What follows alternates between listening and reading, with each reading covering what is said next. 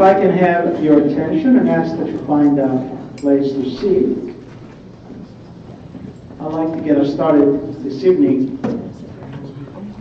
Certainly on behalf of our Philoptochos, our ladies group, who has worked so hard to put this together, and I'm grateful to all our wonderful Philoptochos ladies for sponsoring the event this evening, and certainly to each and every one of you who has made time to be here tonight and continuing on to tomorrow. Tonight, the actual presentation will be my personal journey to Orthodoxy, as will be presented by Father Barnabas, and tomorrow is the actual retreat. It's a pre-Lenten retreat, Taming the Passions. So tonight, Father will give us a glimpse from where he came from and how he got to where he is today, and in doing so becoming such a great blessing to each and every one of us who has connected through him in one way or another. Allow me just to offer a couple words. So all of you will get to know a little bit about Father Barnabas. So Father Barnabas Charles Powell is a native of Atlanta, Georgia. As you will hear from his southern twang, Thank he's God. very southern. Thank you, Jesus. And so we thank you for bringing this warm weather today to us. We are very appreciative. Having been raised in a small Pentecostal church as a boy, Barnabas grew to love the church, enjoy the music, and eventually come to be the youth pastor of his home church. Barnabas attended Toccoa Falls College as an evangelical Protestant school in northeast Georgia and received his theological degree in 1988. He then went on to establish a new church in the Atlanta area. While pastoring, Barnabas also was heavily involved with evangelical Christian media. A reading program, this is very important, a reading program in church history and theology would eventually lead him to enter the Orthodox Church, along with several of the families that he had been with during his pastorate in November of 2001. In 2007, with the blessings of Metropolitan Alexios of Atlanta, Barnabas went on to our theological school in Massachusetts, in Brookline. On November 8, 2009, Barnabas was ordained to the diaconate in his hometown of Atlanta, Georgia, at Annunciation Cathedral, and then later, 6 months later in March of 2010, Barnabas was ordained to the Holy Priesthood by the same bishop at the same cathedral. He is now the Proistamenos and the senior pastor of Saints Raphael, Nicholas, and Irene, Greek Orthodox Church in Cumming, Georgia. Father Barnabas founded Faith and Courage Ministries in 2014 and is the host of Faith and Courage Live on Ancient Faith Radio. He also produces the Monday through Friday devotional called Faith and Courage Daily. A Journey to Fullness is a video project that he has released through the ministry to help parishes produce faith in the average person. Father Barnabas is particularly motivated, and I love this, by the beauty and timelessness of our Orthodox Christian faith, and strives to see this timeless faith put down deep roots here in America. The Orthodox Christian faith is uniquely suited to quench the spiritual thirst of Americans from all backgrounds with the depth and beauty of our Orthodox faith. Ultimately, Father Barnabas believes that Orthodoxy is the path to both spiritual renewal in our Orthodox homes and the path for all believers to spiritual maturity. My beloved, I present to you Father Barnabas Powell. Welcome. That's just the way it goes. That's just the way it goes. Okay, so why? Why does it?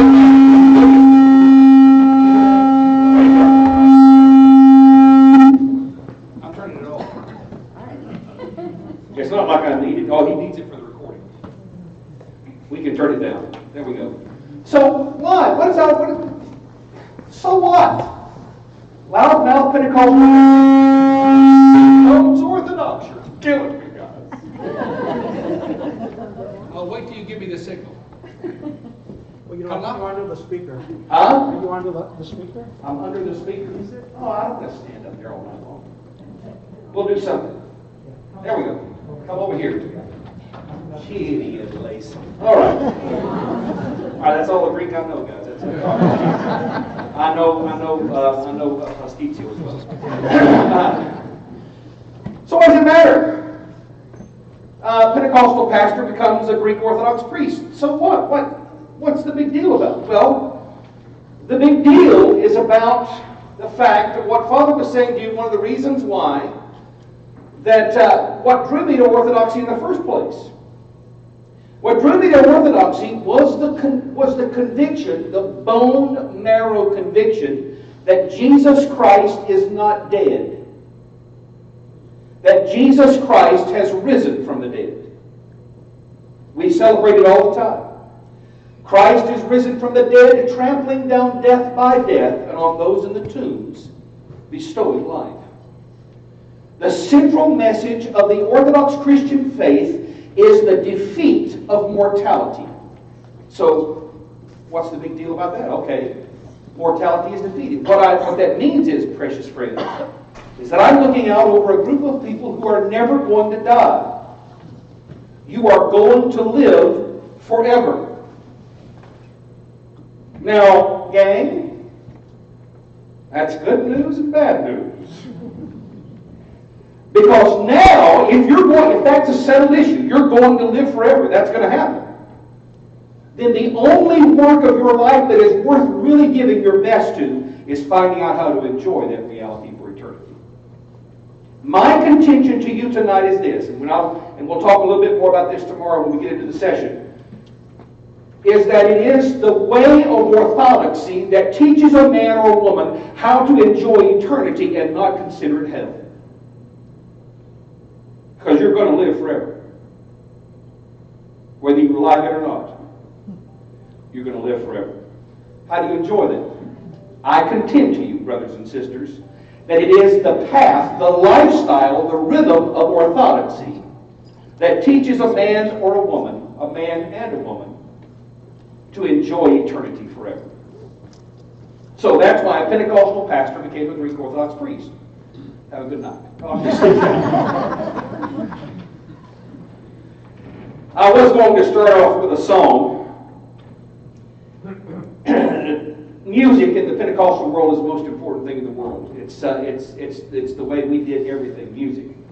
There's an old song. It's actually an old Negro spiritual that we Pentecostals adopted. You've got to understand something. In the South, poor whites and poor blacks were the same people.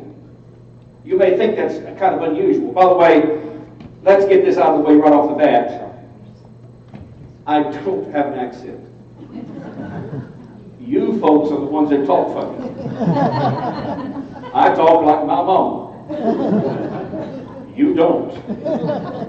When I was in Boston, Massachusetts, they would always love me. Barnabas, just say something. Say something. Just say anything. Just say something. Because they wanted to hear my southern accent. They kept saying, I said, you're the one that's pocketing the car, for heaven's sake.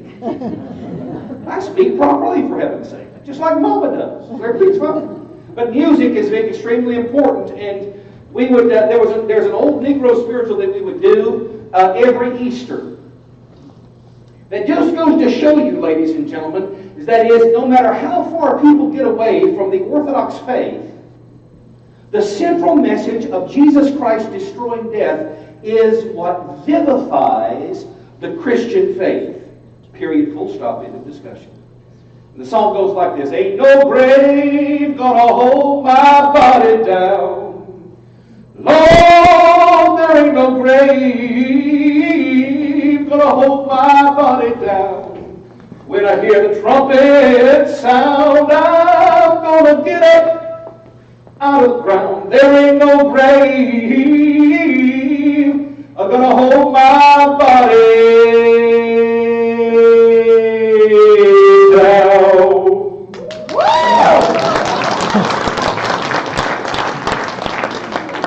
Bet you ain't never heard a Greek Orthodox priest do that.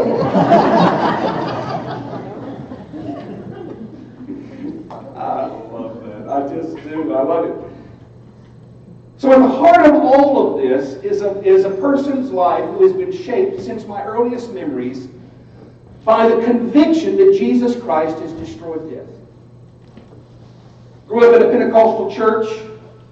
As a good Pentecostal boy, now those of you who didn't know anything about Pentecostalism, then you know it's a very exuberant faith, and there's lots of emotion and lots of worship with the praise band, the smoke machines, and everything that is now passes off as megachurch Christianity. That's the world I grew up in. I grew up in a world where the other guys were looking at baseball players and football players. My hero was Billy Graham. He was my guy. I tried to practice. I tried to say it, try to mimic him in the way he preached, in the way he talked. I would even have all my little friends come over in class and we'd gather in the basement and I would have a crusade. Everybody else wanted to play with G.I. Joes. I wanted to play church. Unfortunately, people are doing that now, but they're not doing it with good intentions. That's not a funny joke, guys. Don't laugh at that at all. So when I'm growing up, this is my world. And I love it. I'm committed to it. I grow up in it. I don't know of anything else. I knew there were two kinds of Christians, the Baptists and the Methodists, besides we Pentecostals. I never met an Orthodox Christian in my life that I knew of. They certainly didn't tell me they were Orthodox. But I've grown up my whole life, and then I finally get a chance to do what I've always wanted to do, go to college, get my undergraduate degree in theology, and start a church. And that's exactly what I did. And while I was going to school, I had to do an internship at a Pentecostal church in Nashville, Tennessee, about 6,000 people. And Christ Church in Nashville, Tennessee. If you've ever heard of it, it's a wonderful choir there. It's absolutely fantastic. The assistant pastor there, by the name of Dan Scott, gave me a book, and he told me a story. He said, he called me Chuck. No, you can't call me Chuck. He called me Chuck. He said, you know, Chuck, I just got back from a missionary trip with a bunch of Presbyterians to Russia. And then I came across a church that was built in the 14th century. And I just couldn't believe it. Because, guys, you've got to understand something about church history for the vast majority of American Christians. The vast majority of American Christians look at church history like our pastor was born in 1942. And that's their extent of their idea of church history. They don't know anything. All they know is, especially if they're Protestant, especially if you're a Southern Protestant, you know one thing: you ain't no Roman Catholic. Full stop. I ain't no Roman Catholic. I'm Protestant. Didn't know what that meant. Didn't know what Roman Catholics believe. Really didn't know what Protestants believe. But I knew I wasn't no Roman Catholic. So as I'm growing up, I go to church, I go to school, I do my internship at Christ Church in Nashville. Dan gives me a book called The Orthodox Church by Calixtus Ware. He says, you know, I go on this missionary trip and I come across this church that's built in the 14th century. Well, man, the Pentecostal movement started in 1901, folks. Do you understand that? The Christian faith had been around for almost 20 centuries by the time we showed up. And we literally knew nothing. Now, don't get me wrong, I knew a lot about the Pentecostal movement, and I knew a lot about the Bible. I had a guy in seminary one time at Holy Cross say, oh, Barnabas, I wish I knew the Bible like you did. By the way, how many of you grew up in the Orthodox Church? Raise your hand. You grew up, and I better be on my game. Don't know your stuff. How many of you converted later in life to Orthodoxy? We're outnumbered here, guys.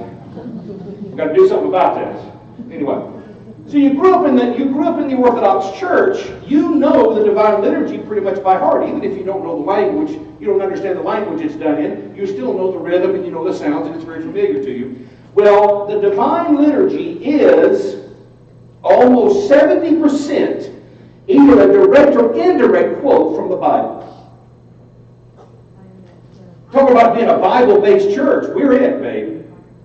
I had a guy tell me, he said, oh man, I wish I knew the Bible like you do, Barnabas. I said, man, you do.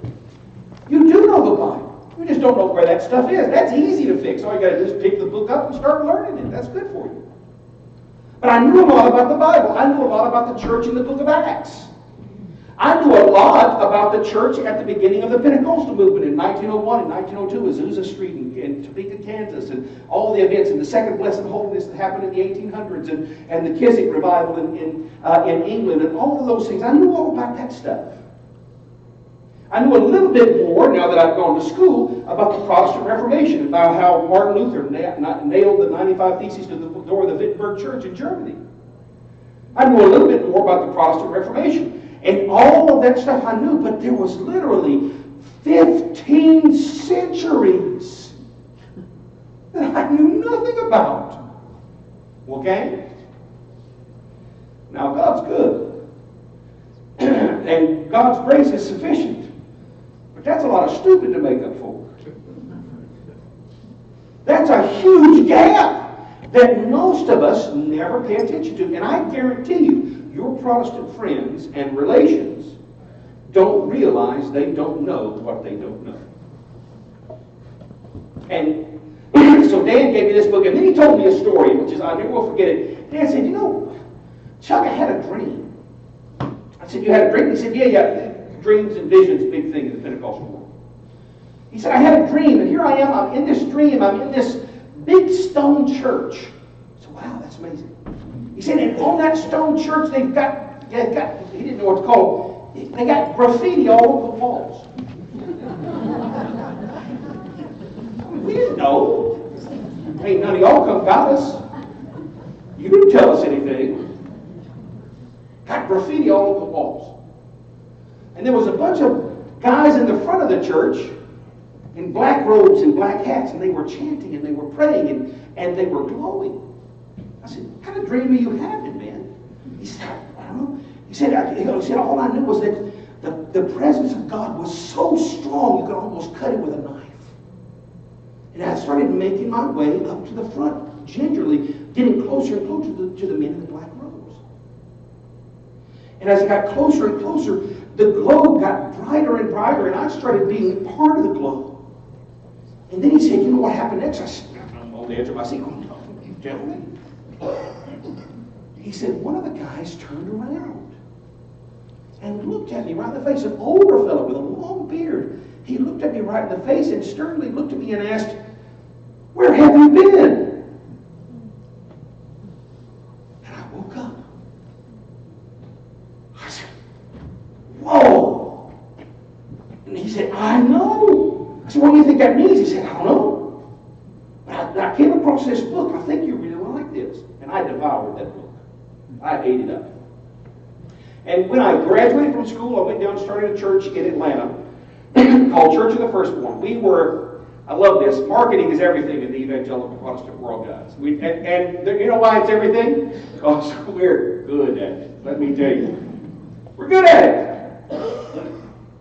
And our church was Church of the Firstborn, an evangelical congregation with charismatic distinctives. Isn't that great? It looked great on the logo. It was really cool. Anyway. So we're doing this. My best friend Rod Loudermilk, and we were a team there, and we started planning the church, and it began to grow really fast. And I kept telling him about it. Rod, I'm reading this book, The Orthodox Church. It's fascinating. It's absolutely wonderful. And I asked him one time, because we'd get together every Thursday and talk about books we were reading. And this is one of them. I said, Ron, have you ever seen an Orthodox? He said, no, not that I know of. I said, well, do you think they still exist? I don't know. I said, well, Ronnie, I'm reading all this stuff. I think this is the way it's supposed to be. We may have to restart this. Fortunately, we met some Orthodox. We didn't have to restart the church. I know that big relief on everybody. But seriously, folks, we didn't know. First time I ever went into an Orthodox church was in Indianapolis, Indiana. We walked in and found out that graffiti was icons. We're in Indianapolis, Indiana, going into the church, and man, I'm looking around, I'm thinking to myself, well, this is a three-ring circus. What in the world am I going to look at first? We got stuff down here, got stuff up yonder, got stuff behind me. And we talked, and Rod and I went up there, and we talked to these guys, and these guys were evangelicals that had become Orthodox, and we talked it all day Friday, we talked all day Saturday, and then we came to church on Sunday morning. And this church is a place where they actually purchased a church building, an old Methodist building, in a place where the poorest member of their congregation could afford to buy a house. They actually redeemed this area of Cincinnati, of Indianapolis. And when they did that, they had a walking distance church. It was really cool. So we're standing outside the church building, and all these families are starting to walk to church together. They're all walking to church. Obviously, it wasn't wintertime, thanks be to God. I took three speaking engagements in the north during the wintertime. So you can't trust my judgment, folks. It's not like that. But anyway, so we're watching this happen. I'm going, wow, that's pretty cool. Families walking to church with dads and moms with their kids coming to church. Really cool. By the way, that used to be normal. You understand that, right? Most of the history of the Christian church, that's the way we did it. In fact, you know that, right? Okay, this driving thing is fairly new. I love a story that a reporter who was in a small Irish town one time, they were all walking to church together, and the man was just overcome by just the quaintness and the beauty, and all the folks were walking to church together. He looked down at this little boy, and he said, oh, son, this is so nice. Everybody's walking to church. What's the name of the church? And the boy got a puzzled look on his face, and he said, we just call it the church. It's the church. We're going to the church.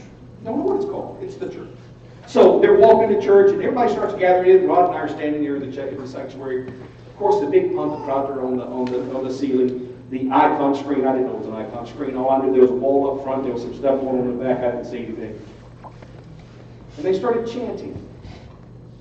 And they started filling up the whole place. And I'm going, wow. So where's it coming from? There was some folks singing in the back, folks singing on the sides. It was kind of like, it was surround sound. It was really cool. And I'm watching, all of a sudden this guy comes out from behind the wall in the front with a chain with a bowl at the bottom of it. It had smoke coming out of it. It smelled nice. It was like potpourri. He kept shaking it. Had bells on it, making noise. Oh, what the war was that?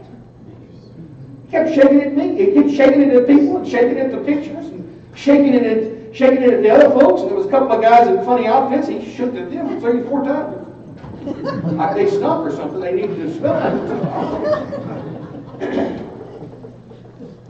But he started moving around the room, and all of a sudden a scripture started ringing in my ears.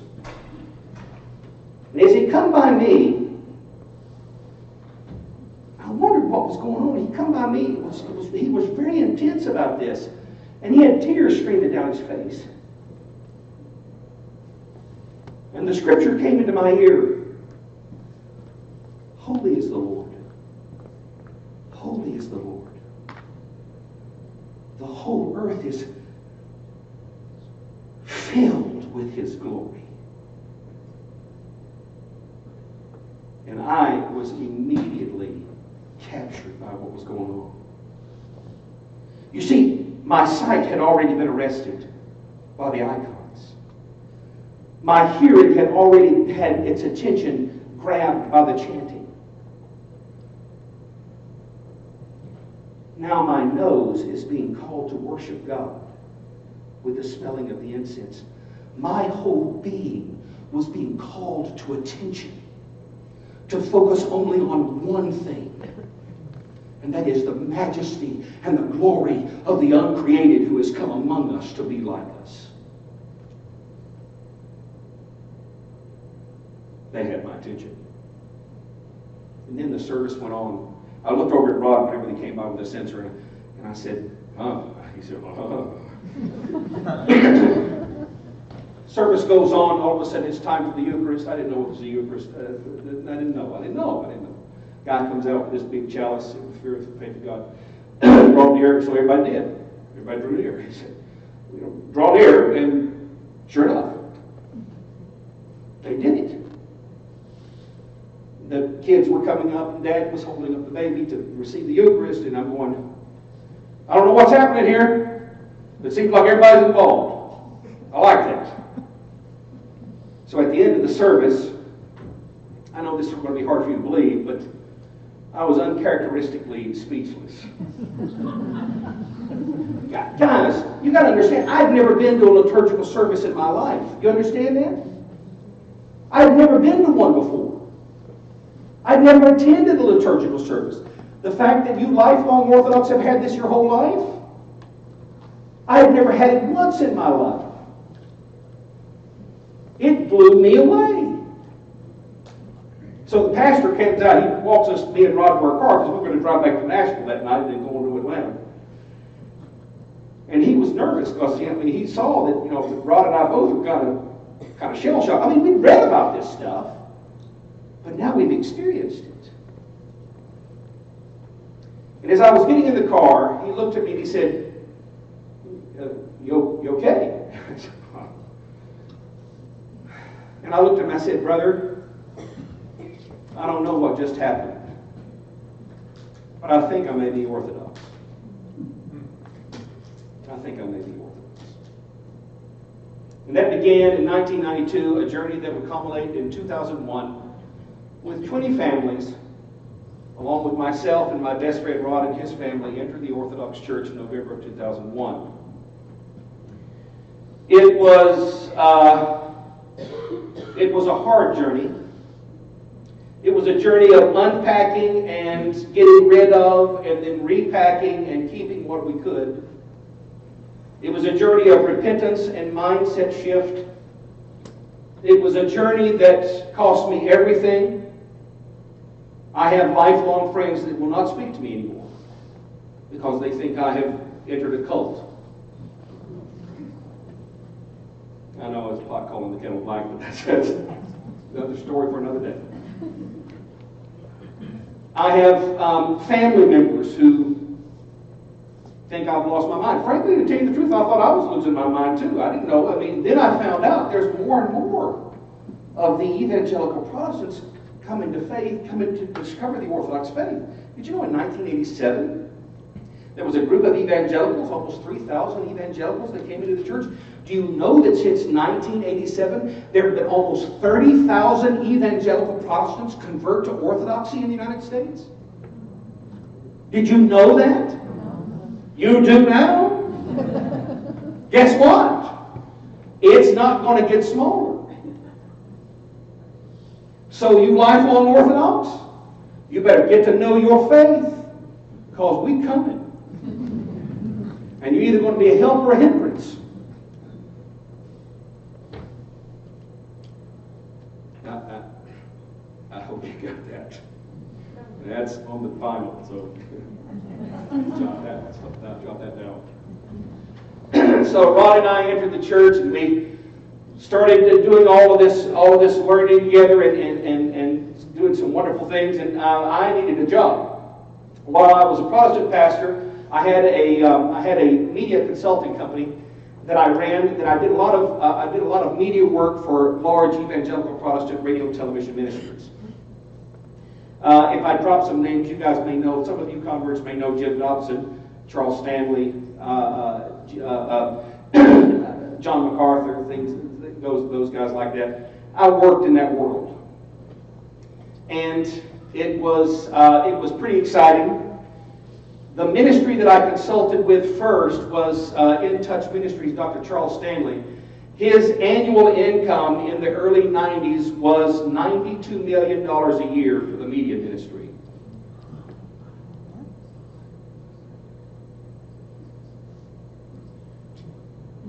That was just the media ministry. That wasn't his First Baptist Church in Atlanta, which had a separate budget. $92 million a year. One of our jobs was to spend 50 cents out of every dollar in buying media time and promoting In Touch Ministries. $92 million a year. That was one of the medium-sized ministries that I worked for. The largest that I did any work with was Focus on the Family, and their annual income was between 182 to 184 million at that time, annually. That's why when I hear folks get nervous about spending any money on Orthodox media, I want to pull them off to the side and twist their little head off. And do you know why they spend that much money on media? Because it works. Something horrible happens when you don't advertise. Nothing. Especially when you have the audacity to say at the end of your divine liturgy these words: we have seen the light, the true light. We have received the heavenly Spirit. Really now. We have found what? The true faith. You arrogant, self-centered. Really? Worshipping the undivided Trinity who has saved us. Who has saved us? You say that. And all of your neighbors around you and your friends and your co-workers don't know about this saving faith? We've never told them. We've never used the tools that God has blessed this generation with to share this faith with as many human beings as we possibly can. What right do we have to keep this from other people? This is when it normally gets quiet, Father. So you see my point, right? Does that make sense? Is that fair or is it not fair? We've got the greatest treasure in the world and we're keeping it to ourselves because you're afraid? Well, cinch up your big boy pants, sweetheart, and let's get to work. So, as we're going through all this whole journey, we're seeing all this stuff happen. I needed a job. Because guess what? My Protestant customers won't hire me anymore. I never forget, I was in Washington, D.C. with Dr. Stanley. Dr. Stanley, this is right after I converted. And Dr. Stanley, he knew that I was doing something else. And we were riding up in the elevator. He said, "Now, Chucky, you didn't become a Roman Catholic, right?" I said, "No, Dr. Stanley, Eastern Orthodox, fine. As long as it's not Roman Catholic." I said, "Doc, you know the difference between Orthodoxy and Roman Catholicism?" "Well, we just want to focus on Jesus." "Doc, you're 100% right. Which one?" Every group seems to have their own idea of who Jesus is, don't they? You say Jesus to a Mormon or a Jehovah's Witness or a Protestant Baptist or a Roman Catholic. Which Jesus you talking about? "Doc, I'm with you 100%. We got to focus on Jesus." "Which Jesus?" "Oh, come on now, Chucky. You know what Jesus I'm talking about. The one in the Bible." I said, "Again, Doc, 100%. I agree 100%. Which Bible? Whose interpretation? Who's going to navigate all of this? Who's going to arbitrate between all of these voices that are out there?" And folks, your children and your grandchildren are growing up in a world where within 5 minutes they have access to more information than a man born in 1902 would have as his entire life. Do you understand that? Do you understand because of the internet, your children and your grandchildren can learn in 5 minutes, can have access to information in 5 minutes that a man born in 1902 would have never been able to have? His whole life, he would not have learned, had access to the information that your kids and grandkids do instantly, just like that. If you think for 1 second that, well, just because Yahya says, if you think that's going to work, or if you think Yahya's baklava recipe, or a dance group, or a basketball tournament, or a pizza party is going to convince your kids to stay Orthodox, you're crazy. And do you know how I know that? Because it's already failing.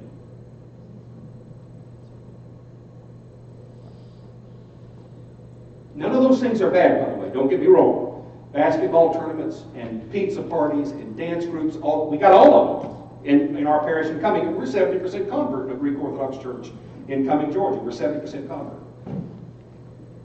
By the way, do you know why we're 70% convert? Because we assume that every person that comes to our church wants to be Orthodox. But Father, how do you know? I said, I don't know, but I'm going to find out. I'm going to ask them, hey, don't you want to be Orthodox? What's wrong with you? You have brain damage. Our Greek festival is no longer a fundraiser in our parish. It is an evangelism tool. We have a small festival, between 10 and 15,000 people come through every year. And on average, we chrismate 15 to 20 families every year. 90% of those people come because of our Greek festival. Because we assume that every person that comes to our Greek festival is going to take the church tour. And we ask everybody that takes the church tour to come to church. Because we assume the message we have is exactly what they need. And you know what? We're right. We have seen the light, the true light. We have received the Heavenly Spirit. Oh, I guess I got to get back to my story, shouldn't I? I needed a job. I couldn't be a pastor anymore. I mean, you know, it's just, I mean, the Pentecostals, the church that I was pastoring, started looking at me funny when I started making the sign of the cross and doing all that. And we did have 20 families from the church come over, but by the way, that was by no means the majority, about 10% of the congregation only. Most of them didn't convert. And that's as much my fault as anybody else's, simply because I didn't know. I was a new kid myself. So I needed a job, and so I got online and started looking for the vast number of Orthodox media ministries in the United States. I'm sure there's tons of them.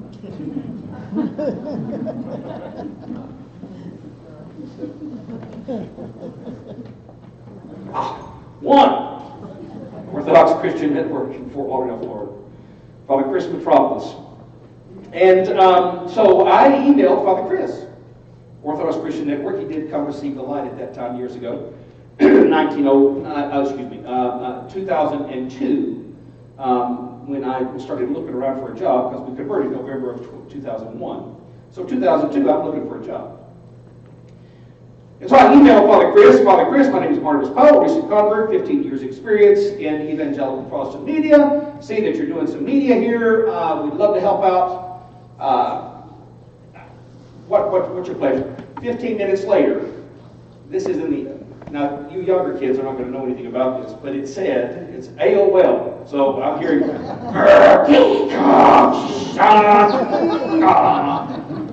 the modem kicks in, and I hear, "You got mail."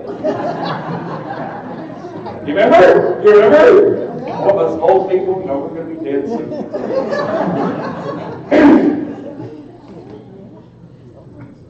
Father Chris emails me and he says, "Call me at this phone number right now." I called him up. Father Chris, my name is Barnabas Powell. Fine, when can you come down? Well, Father, just no, come down. I'll pay for your trip. You just come on. Okay, I'm down. So I go down and look at their operations, very small operations, once a week radio show. Very nice. It's quaint, and he wasn't spending nearly enough money to do what he needed to do, but that's okay. He didn't know. And so as we're talking all weekend long and so on and so forth, he and his assistant would take me to lunch, and so we go out to lunch, and he asked me, he says, "Well, now, Barnabas, what would it cost if, say, we were to hire someone like you?" Okay, well, now we're getting to brass tacks here. So I just wrote down my salary from my consulting firm and oh, you don't get ahead. You people are the cheapest people I've ever seen in my life. Oh, I mean, you know, Lord have mercy. Y'all don't keep changing your pockets, do you? Because it flints together, doesn't it? It does. Y'all so tight. Anyway, so I slide it over there to him. Boy, those boys got quiet. Eyes got real big. Barnabas, that's more than our whole budget. I said, "Father Chris, you're in luck. I need a job." So I go to work for Orthodox Christian Network and move down to Fort Lauderdale, sell that home in Atlanta, and move down to Fort Lauderdale, Florida. Now, a little backstory here. I wasn't married when I entered the church. And my spiritual father, who was a convert himself, told me, he said, now, Barnabas, you're going to get married. I said, oh, okay.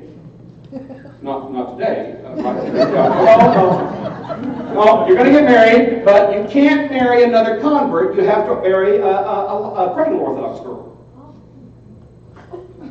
So, okay, I know enough about Orthodoxy that I know obedience is a big deal. So, I mean, he's a convert himself. And so I asked him, I said, Father, can you tell me why? He said, oh, sure, no problem. He said, she will know in her bones what you just know with your head. And you will be able to explain to her why she does what she does. But then he added the statement that sticks with me to this day, folks. By the way, next time I come up here, I expect more hands from folks entering the church to start equaling the number of people who grew up in the church. No pressure. Okay, a little pressure. He said this to me that I remember to this day. He said, Barnabas, these two worlds will not survive apart. They need each other.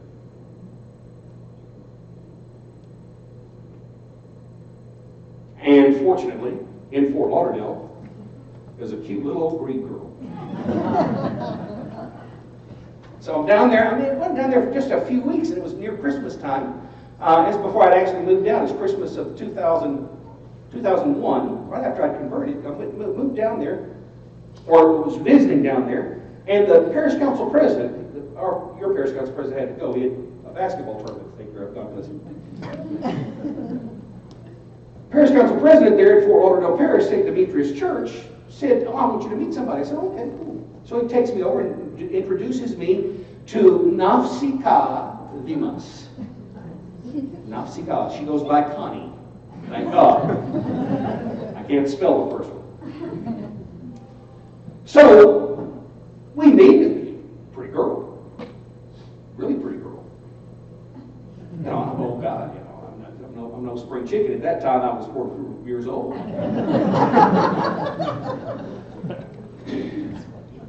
And so we started talking. We really hit it off. And he said, the parish council president said, well, you know, I'm having a Christmas party at my house tomorrow. Why don't you guys come? I said, oh, great. Why don't I pick you up and we'll go over there together? She said, sure. So the next day, I pick her up. We go over to the party. We're talking to this one lady, and she says, you know what? You guys are such a cute couple. How long have you been married?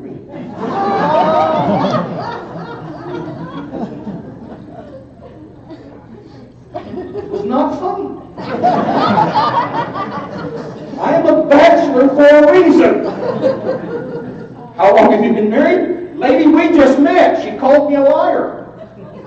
It took Connie to convince her. No, this is the first time we've ever been out.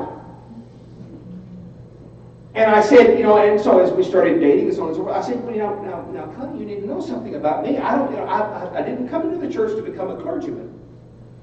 But it very well may happen in the first place. And she said, well, that's fine. I always thought I was supposed to be married to a priest. I mean, things are falling into place, guys. Come on. I mean, you know, I'm still slow. I'm slow on the uptake. It took me another 2 years to figure out, I should marry this girl. Anyway. So I'm working with Father Chris, traveling around the country. And every place I go, you know what they ask me?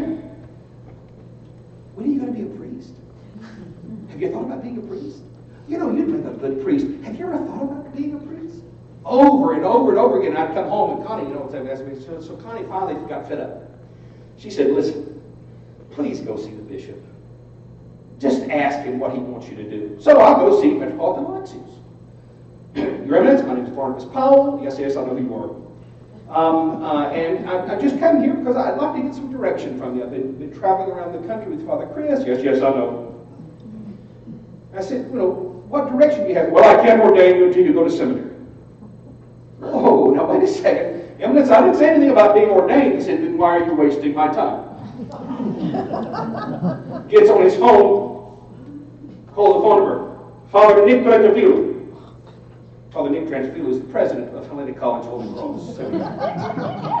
Father Nick, I have Barnabas. Barnabas, Father Nick. Give me the phone. Father Nick, this is Barnabas Powell of apparently I'm moving to Boston. So we were married in July the 3rd, 2005.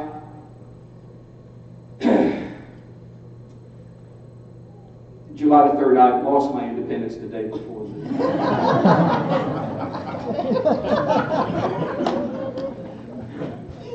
It's not funny. Notice it's mostly the ladies laughing. All the guys are laughing.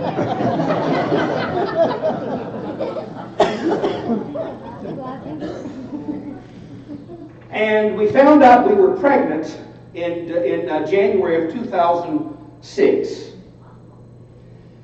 We had Alexandra, my first daughter, who is now 11 years old. We went to seminary in 2007. We graduated 2010. Went to Greece for 6 weeks. Then came back here and started pastoring the church in Cumming, Georgia. And about 3 months after we came, it's longer than that. 2011. We got there August of 2010 in Cumming as the Proistamenos, the senior priest.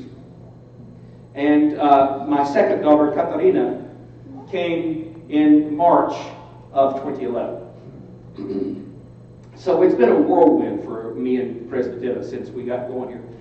And being the second full-time priest that this parish ever had, we got there and there were 32 families. This past Sunday, we had almost 220 people in church. 70% homeless. We need to build a church now, which is a good problem. It's still a problem. If the rate of growth continues, when we build our church, if it seats 450 to 500 people, we'll be full in 3 years. At which time we will plant another church to keep going, because we assume that every person within a 20-minute driving radius of our parish deserves to be Orthodox. We assume that. Because Orthodoxy, brothers and sisters, is the path, the spiritual school to teach a man or a woman how to enjoy eternity. This is the way that the Orthodox faith has been practiced since the beginning. It is normal. Watch this. It is normal for Orthodoxy, planted in a region as a missionary movement, to become the predominant expression of Christianity in that culture. That is normal. Go ask the Eskimos in Alaska. Most of them make the sign of the cross like this. Orthodoxy came there as a missionary movement. In the lower 48, it came as a refugee movement. That, my brothers and sisters, that day is over. No more boats coming. If your churches are going to stay full, if your churches are going to survive, they cannot, watch me, look at me in the face, they cannot survive based on a mere tribal identity and a tribal deity. Either Orthodoxy belongs to everybody, or eventually it will belong to nobody. That's a good place to say amen, by the way. Let me check my time. Lordy Moses. The brain can only conceive what the seat can endure, so we need to wrap it up. I will open it up for questions in just a minute, but I want to give you one last thing before I wrap this up. How many Orthodox Christians do you think are in the United States of America? Doesn't matter, just shout out a number, doesn't matter. 30 million. How many? 30 million. 30 million. How many? 3 million. Do I hear 5 million? 5 million. All right, let's do this. If I say I'm defining an Orthodox Christian by someone who attends church at least twice a year, does their number go up or down? Goes up. In the United States, if I define Orthodox Christian by someone who attends church at least twice a year, there are 1.2 million Orthodox Christians in the United States. That includes everybody. Greeks, Russians, Serbians, the stray Lithuanian, in converts. 1.2 million. Half of that, 600,000, is the Greek Orthodox Archdiocese of America. In the country. Now, first time I did this speech, I did it in Miami, Florida. A precious Greek man stands up in the background and calls me a liar. You're a liar! Oh, I gotta tell you the story about my first coffee hour. I'll tell you that in just a second. Do I have a minute? Is it cool? Are you okay? Don't brag. Come on. So anyway, Father, you're a liar. There are more Greeks in Manhattan than that. I said, you're right. But they never attend church. They never attend church. That number is going up, by the way, folks. Did you know that on average there are 22,000 Greek Orthodox in church on any given Sunday? In the nation. 22,000.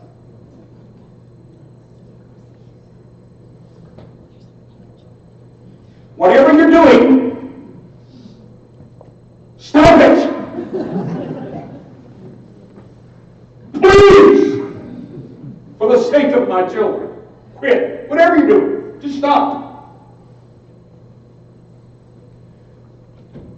Now, don't get me wrong. Numbers are not the only measure of success. If that were true, the Mormons would be the true Christian faith. So that's not it. But brothers and sisters, there are spiritually hungry men and women within 20 minutes of this building that would become Orthodox if they only knew they could. They would. And let me ask you a question. Father, you can answer this best. Could you guys use 15 or 20 new families that tithe? Kind of nice. The best way to build your budget, folks, is evangelism. Just from a practical standpoint. You want your budget to go up? Make more Orthodox. Because you people are stingy. For heaven's sake, Lord, no. That is the reality that our kids are growing up in. If we do not relearn normal orthodoxy. By the way, did you know that there are 3 characteristics to growing Orthodox churches? I haven't forgotten about the coffee hour story. I promise. 3 characteristics of growing Orthodox churches in the United States. You know what the 3 characteristics are? Number 1, lots of church services. Normal Orthodoxy prays a lot. A lot. A normal Orthodox life is someone who goes to church a lot. I never will forget when I came to the Coming Parish, I said, all right, now folks, what we're going to start doing is every Wednesday night we're going to have Vespers or our small paraklesis, depending on the time of the year, and we're going to do great Vespers every Saturday night.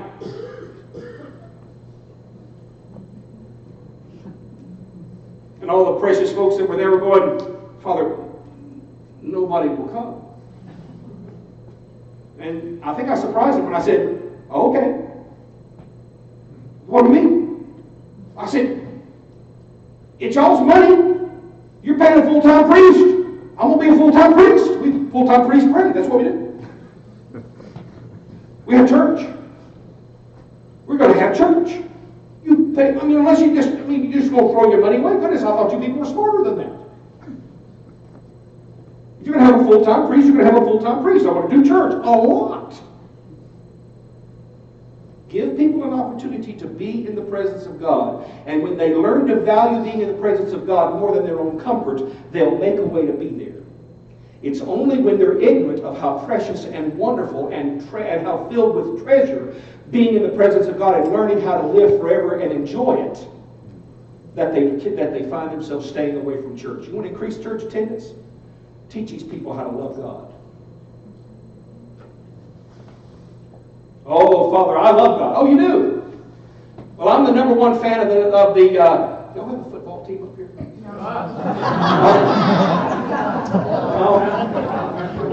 Oh, yeah, we don't go to the Browns. All right, that's all right. Listen, I don't want to offend anybody. As long as Tom Brady and the Patriots go down in crushing flames in historical proportions, that's all I care about.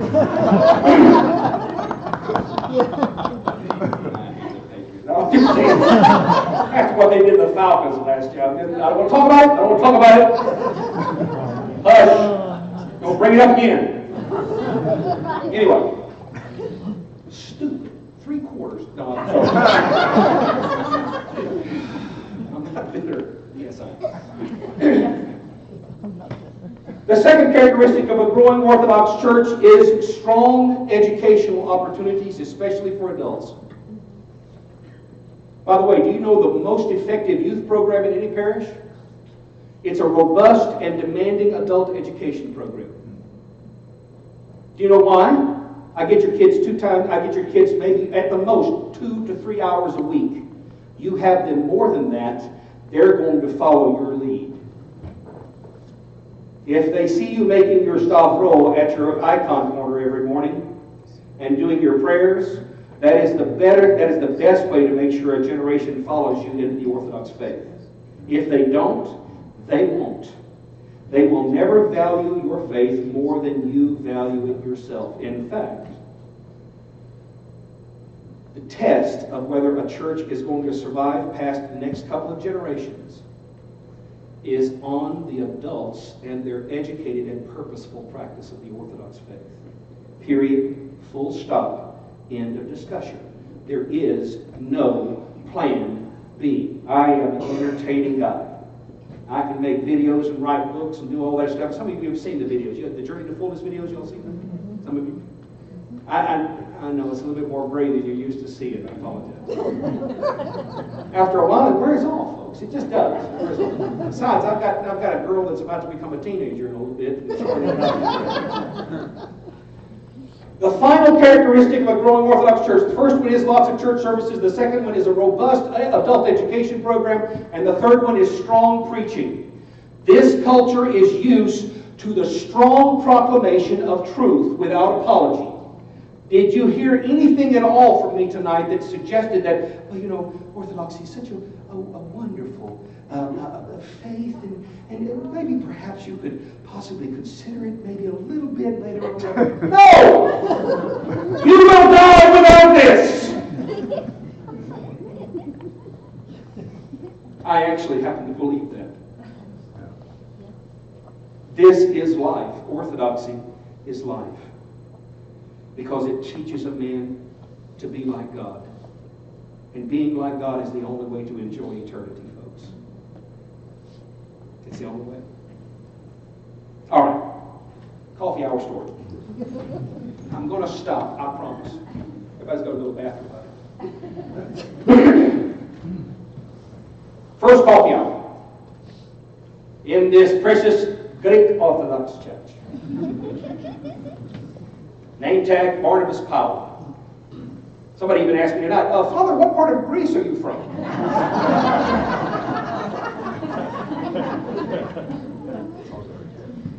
I don't hate to tell you, I'm not Greek. I'm not Greek. Powell is not a Greek. It's not Powell. It's just no.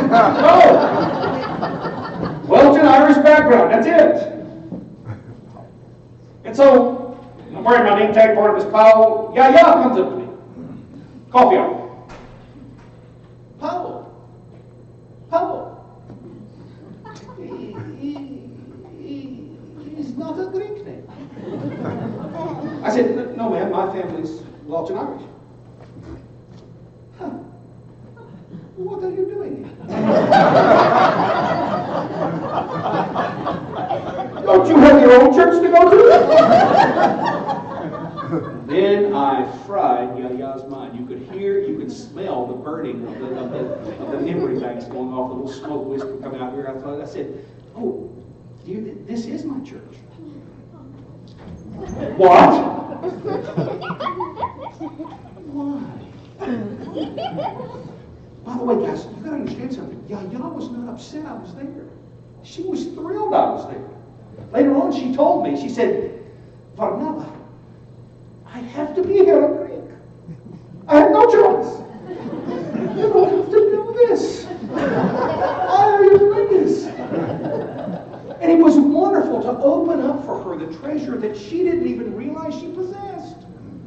And how somebody like me, a loudmouth former Pentecostal, could fall so deeply in love with a faith that changes everything about my life and gives me the ability to love God more than I've ever been able to love Him before. That's why I became Orthodox, folks. I fell in love. It wasn't with a chick, that came later. I fell in love with a God who, instead of me constantly reaching up to Him, even the church building was shaped in such a way that God was reaching down to embrace me. I fell in love with a God who gave up every prerogative He had and made Himself small enough to fit into the womb of a woman, so that on the day that our Lord Jesus was born, 2 angels were peering over the edge of heaven, and one angel said to the other, "My, look how small God has made Himself."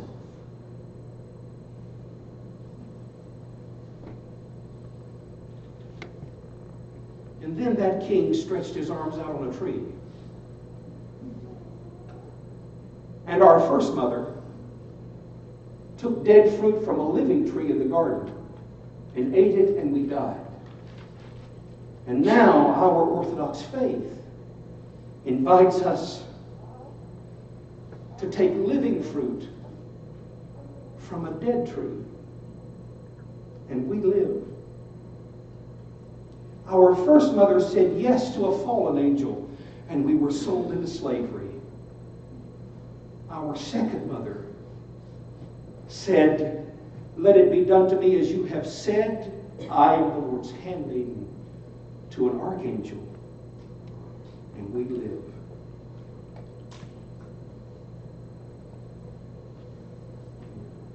It makes perfect sense why God would say in the First Testament, to every one of you tonight, through this timeless, precious, time-proven Orthodox faith, turn. Why will you die? Why will you die? You don't have to. That's why it's called hell, folks. Because everybody here don't have to be there. And your Orthodox faith gives you the fruit and the wisdom necessary, the rhythm of life necessary to learn how to embrace that life that God has given you, so that you can become by grace what Christ is by nature. What possible words can you say to our Lord Jesus on the last day before the awesome judgment seat of Christ to justify not giving that treasure to every man, woman, boy, and girl that you can? This is the only treasure in the human history that only gets bigger as you give it away. Thanks.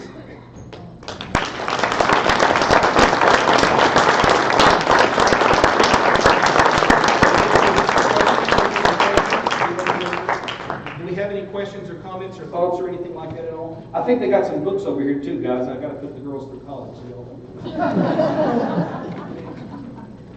If there's any questions, Father is willing to take some time to answer. And again, at the end, feel free to check out the book that Father has authored, and he's happy to autograph it as well. Keep that in mind. Yes, ma'am. Go ahead. If it makes you feel any better, I've never been to a Pentecostal church. Yeah, but this is the thing, sweetheart. Some calisthenics maybe, but you can get the same thing in a good Zumba class. Yes, ma'am. Great question. Go ahead. Did you choose the name Barnabas? I didn't. Oh. 20 families. We all converted together. Everybody got to pick their own name but me. My spiritual father was a bossy guy. He told me I couldn't marry a convert. And he looked at me and said, "Oh, by the way, you don't get to pick. You're Barnabas." And I said, so what is it? And you know what Barnabas means. Barnabas is Hebrew. It's Barnabas, son of encouragement. Why do you think I picked faith encouraged and faith encouraged? I mean, come on, guys. That's it. Well, yes, ma'am. How did your mother Confused. Confused at first, now she's okay. My father was brokenhearted because he was convinced that I was going to be somebody like Joel Osteen or something like that. And you know, I've known Joel since he was a kid, running around his daddy's TV studio. But anyway, I told him, I said, Dad, I know I was heading that direction, but God saved me before I got there. Thank God. He looked at me and he said, son, I just can't understand why you're becoming Jewish. Orthodox. No, Dad, Orthodox Christian. What's that? Yeah. See, you people? It's quiet so long, nobody knows. Anyway, go ahead. Yes, sir. You know, Christianity started among the Greeks. Yep. Apostle Paul spread the word. And what had happened... Well, Jews first, then the Greeks. Then the Greeks got it. God bless them. And the Romans killed Christians up to 400 AD. Yep. And then what had happened is Constantine made it legal. And then subsequently they created Catholicism. And that's when the Greeks split out. They call ourselves Orthodox, which means the right religion. Orthodox, yes. Yeah, that's what it means. And then subsequently, the Greeks spread the word all the way up to Russia, the Orthodoxy, and the Catholics all the way. Yeah, that's what maybe everybody knows that, but I know that. Well, the thing about it is, came first. My father-in-law, Euphemios Demas, asked me a question one time. He said, Barnabas, how many of the disciples were Greek? I said, Baba, none of them were Greek. They were all Jewish. What? I said, Baba, our Lord Jesus and our Panagia were Jewish. He got real quiet, very concerned. Not anymore. But the thing about it is, you've got to understand something. It was the Christian faith coming to the Greeks that opened it up to the whole world. When the Greeks were pagans, folks, they were the Gentiles. They were the uncircumcised. They were the ones that were, praying to Zeus and Athena. Somebody asked me the other day, "You're Orthodox. You're Greek Orthodox. Do you worship Zeus?" No. But it was the Greeks coming into the faith that opened it up to all the Gentiles, that opened it up for us to become Christians. So thank God for that. What else? Go ahead. Very interesting. I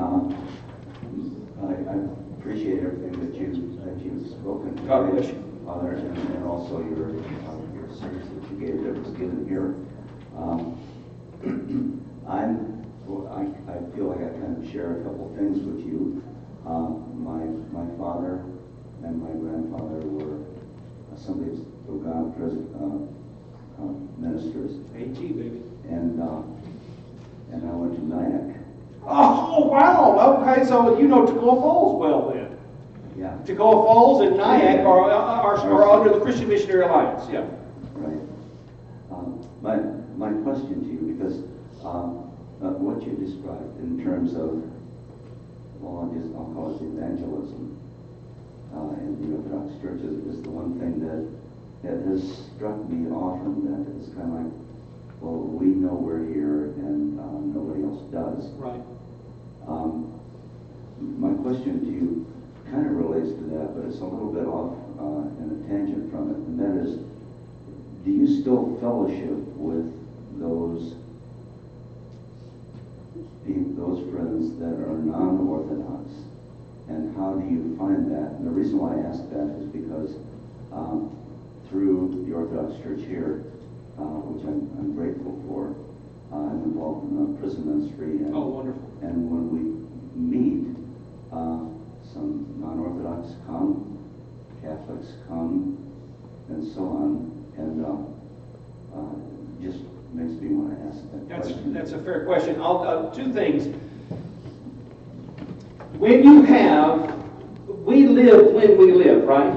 And there's a history behind us. The vast majority of our brothers and sisters who are lifelong Orthodox have never known the normal evangelism of Orthodoxy. You understand that, right? Because they were either under the Turkish yoke, where if you said anything, if you made a convert, you were dead, or they were under the communist yoke. Orthodoxy is beginning to rediscover what it means to be purposeful. You understand, folks, that normal Orthodoxy, the vast majority of the time before the Troubles, normal Orthodoxy would normally have parades through the middle of town. You know that, right? Where do you think the Great Entrance came from? The Great Entrance came from the gifts coming from the building it was prepared in, marching it through the city into the church building. The little entrance came from the bishop bringing the gospel book that he kept in his house into the church building.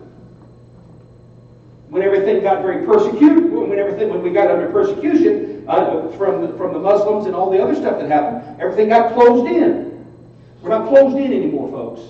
We can actually show people our faith. It's okay. The problem is many of you feel self-conscious. And I get that, I really do. You feel self-conscious, you feel like they're going to ask you a question you don't know the answer to. But gang, let me tell you something. Love covers a multitude of sins. If you love your faith and learn about your faith, which should be normal for you, then you get to say, you know what, I really don't know the answer to that, but let's go ask Father. Come and see. To your second question, yes, I still have fellowship with my non-Orthodox friends, and they know where I stand, that I want them to become Orthodox. I assume that they want to, if they're going to hang around me, that's all they're going to get. Not constantly or anything like that, but they know I would love for them to become Orthodox. But I only have one rule to fellowshipping with people and sharing the faith with them, and they have to be breathing. Other than that, if you're breathing, that's it. We got one back here. Yes, sir. Yes, one of the, you kind of already answered it, just in that last sentence. Okay. But one of the things that I noticed, at least growing up in the Orthodox Church, cradle Orthodox, I married my wife who was Baptist. And, getting involved in the church, I said, well, why do you guys do this? Why do you guys do that? Have you found traveling that a lot of, especially cradle Orthodox, don't know why they do what they do? Of course that's the case. In fact, how many of you have seen the video series Journey to Fullness? You've seen that? Some of you have already seen that. That's an introduction to the Orthodox faith for people who are not Orthodox. We're doing a second series, God willing, if I live long enough. I've started writing a second video series on the Divine Liturgy. And this is the thing that I've discovered that surprised me. Over 150 parishes are using Journey to Fullness to introduce people to the faith in their communities, which I think is pretty cool. The vast majority of people who are taking the class now are lifelong Orthodox. And many of them will write me and say, Father, thank you so much for helping me appreciate a treasure I didn't realize how wonderful it was. That's normal, folks. God ain't got no grandchildren. Do you know what I mean by that? God ain't got no grandchildren. Every generation has to choose to purposely practice the faith, or it will go away. You can't inherit Orthodoxy. You can only inherit the chance to be Orthodox. And that's the reason why every tagline that I use in my videos and in my daily devotional, by the way, if you go to faithandcourage.org, you can sign up for the daily devotional and you can hear me talk about the gospel lesson or the epistle lesson every morning. It's also in the book there. But I end it all by saying, be Orthodox on purpose, not by accident. Be Orthodox on purpose. Practice the faith. And so it's normal, brother, for our lifelong Orthodox to, because their answer has been, listen, this is not about fault, folks. You understand? Assigning blame is a waste of time. It's just what is. There used to be a day when you could look over to the kids and say, because I said so. And it worked. It was fine. We had, goodness gracious life, in the 60s and 70s, YAL in the Greek Orthodox Archdiocese would have conventions of thousands of people. That does not exist anymore, folks. Do you understand that? Within 20 years, YAL is gone for all intents and purposes. So you gotta be honest and do proper diagnostic. And the diagnostic is, Yah said so, doesn't work anymore. You've got to purposely practice your faith. And if you don't, then you've got to be willing to say to your kids, good luck, guys. Wish you the best. It's just what it is. Does that make sense? We got one up here. Oh, got one more over here. I'm sorry. Yeah. Go ahead. Father Barnabas, first of all, I'd like to thank you I don't have a question, just a comment. Okay. In the past year, we've studied that Annunciation journey to Orthodoxy, and I was born Orthodox. But Lucky, braggart, lucky, jealous. don't be, because that was my next comment. I mean, aside from Father Costa, who's an excellent priest and somebody to look up to in our church, thank God, you've ignited the Orthodox faith in my heart. Thanks be to God. And I'm trying to put that seed in my family. Thanks be to God. So I just wanted to thank you. Well, God bless you, dear. It's my pleasure. Now, by the way, let's all just blame God. What do you say? Let's just blame Him. It's His fault, not mine. Yes, sir. I was wondering, how do you evangelize in your particular parish to get members? That's the problem. That's a great question. I was asked to do a consulting for a community in the Northeast. I won't say where, just in case you know the community. And they were a very typical. Orthodox church that's been around a long time. Greek immigrants had come over. They moved into a poor section of town where the factories worked. They started churches. They started a church. They grew up there. They worked their fingers to the bone. They took out second mortgages to build their church building. They built it themselves many times, working 2 or 3 jobs and giving the money to the church to build the church building. They did that. You guys could take a lesson or two from those folks. And they worked hard to put their kids through a higher education. And what did the kids do? They didn't go to work in the factories. They went to work in the city, and they moved out. And so their church is emptying out. It's getting grayer and grayer. That's true for Christianity in general in the United States. It's getting grayer and grayer. And so they brought me up there to do consulting work, and I looked at the community and so on and so forth. And I said, okay, well, first thing is we've got to paint the building, do some repairs because we've got to get it ready to sell. What? I said, yeah, we need to sell it. Now, a Jewish and a Muslim community are the only two that are really interested in a domed building, so we'll market it to them. What are you talking about? I said, we got to close. What do you mean? We're here. We brought you up here to help, revitalize it. Oh, I'm sorry. Answer one question, and then I'll find out whether you're really serious about surviving or not. Why don't the people who live across the street come to church here?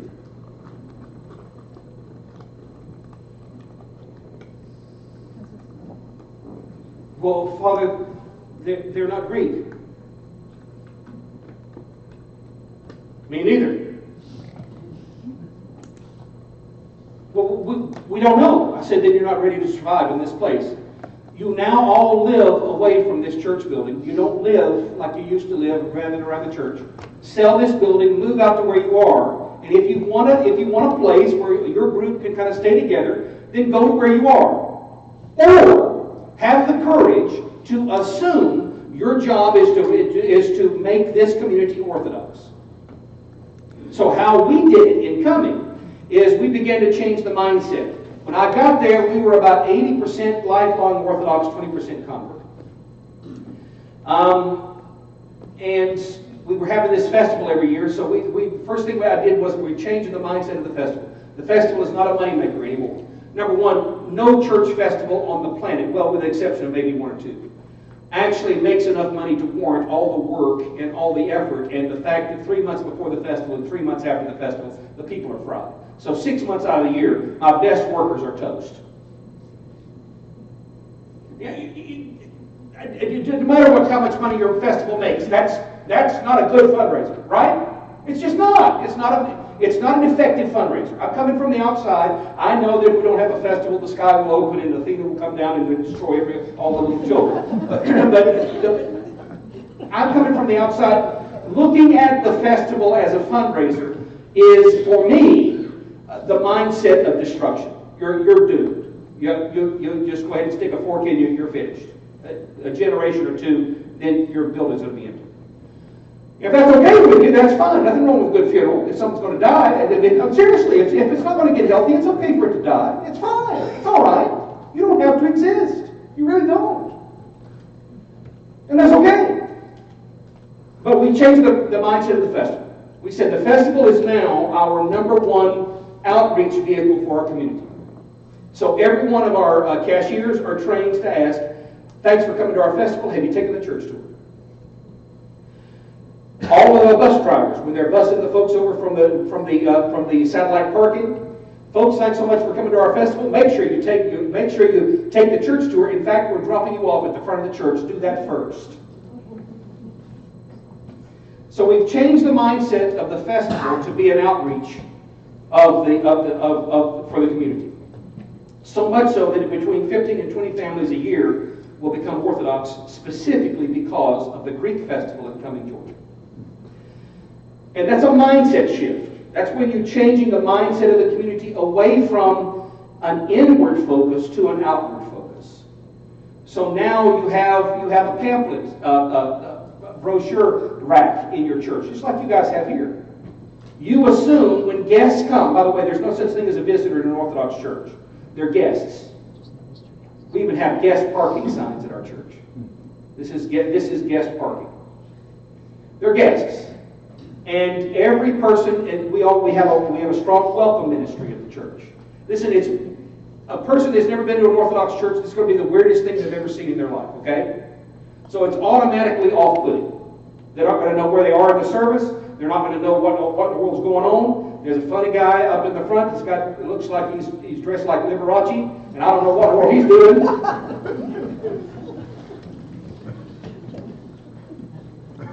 And add to it, if it's in a language that they don't know, they're really disconnected from what's going on. So our welcome team is trained to welcome guests when they come in, have a liturgy book open to the place where we are at the time to show the guests where we are in the liturgy and point to it and say, here it is right here. This is the English side over here. Although most of our services are in English. By the way, guys, the language issue is not the issue here, folks. I could do it in Pig Latin, and the faith will do its job, okay? That's not the issue. What is the issue is the community making that guest feel like it's okay for them to be there. Not, who is this person here? Are you turkey? No. My point is this, folks. If people pick up on that. Now listen, I don't have any. I grew up in the South. And the sweetest insult you're ever going to get when you come down to visit me is, oh, we're so glad y'all here. I don't believe I know your daddy. Know your people? Southerners and Greeks are the same people separated by an ocean, folks. That's it. Same people, same attitude. But that's the way it is everywhere, folks. Everybody always looks at strangers strange. That's why they're called strangers. That's why they're called descendants. So we had a mindset shift. It took time, but now we're 70% convert in our community. And our lifelong Orthodox are more tuned in to why we're doing what we're doing than anybody else. Frankly, they're our greatest asset because they don't have any baggage to unpack. I get wacko converts in there all the time, and Lord have mercy. And then we got to unpack stuff and got to rearrange stuff and teach them how to say things right. And I told them, I said, guys, I want you to memorize 4 Greek phrases: Metania, Amartia, Kyrie eleison, ke philotimo. Tisimini philotimo, ne? Tisimini philotimo. Philotimo, ne? Catalanes? Some of you understand. Philotimo is extremely important. Those 4 Greek phrases I want everybody in our parish to know because it's a big deal. And it talks about how we understand God and how we understand the faith. And if you want to know what those mean, you have to come tomorrow. All right, Father, I'm done. I want to quit. I love y'all. Thank you.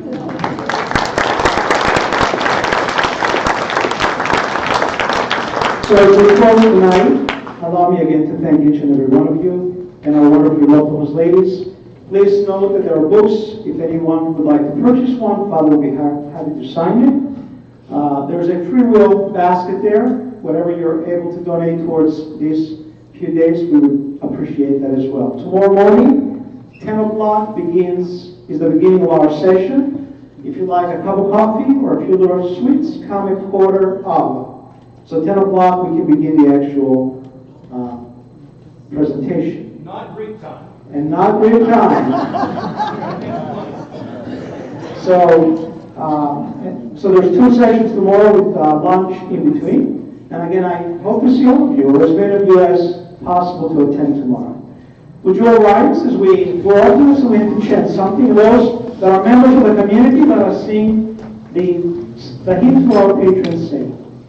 O preacher to the Gentiles in Christ's grandest shining star, the Athenians' teacher and the universe's ornament, we joyously honor you. We pay homage to the struggles that you had for the sake of Christ and your dignified martyrdom.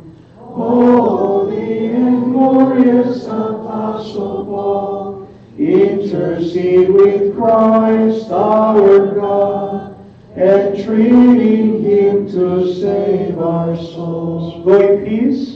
Have a wonderful evening, and God willing, we'll see you tomorrow morning.